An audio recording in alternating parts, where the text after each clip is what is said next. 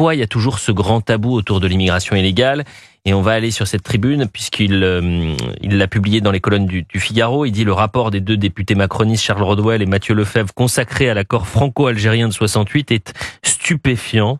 Il montre que les Algériens bénéficient d'un dispositif exceptionnel et dérogatoire à toutes les étapes du parcours migratoire. On met de côté l'aspect judiciaire et le drame de la mort de la petite Lola et on va sur le terrain migratoire et politique. Qu'est-ce que aujourd'hui on doit retenir de ces avantages et qu'est-ce qu'on peut faire justement face au régime algérien aujourd'hui, Nicolas Pauvremonti? Bien sûr, ce qu'il faut d'abord en retenir, c'est un état de fait qui aurait de quoi surprendre les esprits les plus attachés au principe d'égalité. La principale nationalité bénéficiaire des titres de séjour en France ne se voit pas appliquer une large part de nos lois sur l'immigration. Elle a à la place un régime défavorable, vous l'avez dit, issu de cet accord franco-algérien de 1968 qui est toujours en vigueur, avec plusieurs avantages, mais notamment une série d'avantages dans le domaine de l'immigration familiale. On pourrait citer une poignée d'exemples. Les Algériens accèdent plus vite que les autres étrangers au regroupement familial. Quand ils épousent un citoyen ou une citoyenne française, ils n'ont pas à prouver qu'ils ont effectivement une communauté de vie avec leur conjoint pour avoir un titre de séjour, ce qui est évidemment un nid à fraude. Lorsqu'ils sont parents d'un enfant français, contrairement aux autres étrangers, ils n'ont pas à montrer qu'ils contribuent effectivement à l'entretien et à l'éducation de cet enfant pour avoir un titre de séjour. Et tout ça, ça fait que, par exemple, l'an dernier, 55% des nouveaux titres de séjour accordés à des Algériens l'ont été pour motif familial, ce qui est 2 fois plus que la moyenne pour l'ensemble des nationalités, et seulement 9% l'ont été pour motif de travail, ce qui est 2 fois moins que la moyenne pour les autres nationalités. Donc cette immigration algérienne est 2 fois plus familiale et 2 fois moins économique que le reste de l'immigration. C'est très largement dû à cet accord.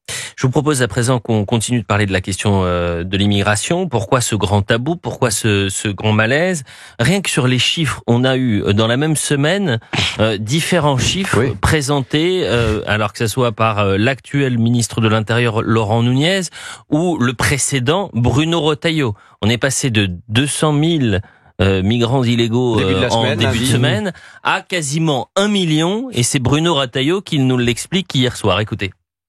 Il y a 466 000, le dernier chiffre qui est connu, de ces clandestins, donc irréguliers, qui ont une sorte de sécurité sociale. Et donc, on peut considérer que, sans forcément le doubler, mais j'estime, moi, qu'on est pas très très loin du million. S'il y en a 466 000 qui viennent émarger à l'aide médicale d'État, tous les clandestins sont pas malades. Il y a donc une proportion. Alors, une fourchette. Est-ce que c'est 700 000, 800 000, 900 000?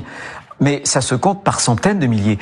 Christophe Bordet, on n'y comprend plus rien, mais c'est tellement révélateur parce qu'il y a un malaise à traiter ce sujet-là dans le système médiatique et politique que aujourd'hui c'est le grand flou, c'est le grand malaise. C'est pas seulement un malaise. Moi, la première réflexion qui m'est venue ce matin, et j'en parlais avec Dimitri Pavlenko qui présente la matinale, c'est quand même que dans ce pays, donc, on n'est pas capable de savoir combien de personnes sont en réalité en situation illégale. Alors vous allez me dire, c'est normal, puisqu'ils sont en situation illégale.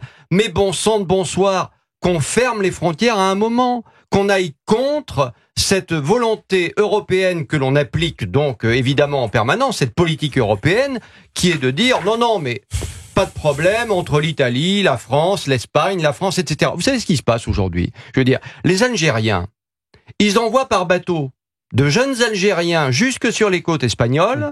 Les Espagnols les renvoient vers la France parce qu'ils se disent bon débarras, et personne ne regarde. Personne ne regarde. Voilà où on en est aujourd'hui. C'est ça la situation quotidienne, ça ne peut pas durer, c'est pas possible. Sébastien Ligné. Mais vous savez pourquoi les ministres de l'Intérieur, notamment Monsieur Nunez,